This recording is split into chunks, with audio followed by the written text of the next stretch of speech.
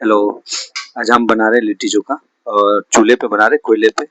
और किसी को खाना है द रीजनल बाइट, तो प्लीज आइए।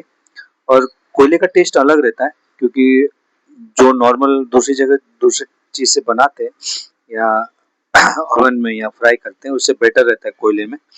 और ये बैंगन है और टमाटो, ये भी कोयले पे रोस्ट रोस्ट किया है। स्मोकी फ्लेवर आता है और अच्छा टेस्ट देता है। तो अभी ये चोखा बन रहा है, तो प्लीज़ आइए। और लिट्टी चोखा है और पनीर टिक्का है, पराठे है और भी है, पिज़्ज़ा बर्गर भी है। जिसको भी जो भी चीज़ खाना है मिल जाएगा। तो प्लीज़ आइए द रीजनल बाइट। ये बटार पे पड़ता है और फूड कोर्ट है लाइन से, उसी में द रीजनल बाइट है।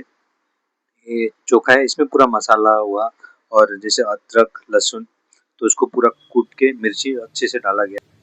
ये तैयार हो गया लिट्टी चोखा और सलाद है। ये प्लेट तैयार है और ये चोखा बनाया हमने। ये प्लेट तैयार हो गया है। और प्लीज़ आइए, किसी को खाना है लिट्टी चोखा हुआ, पनीर टिक्का हुआ, पराठे हुए, तो प्लीज़ आइए द रीजनल बाइट, बटा Surat. Thank you so much.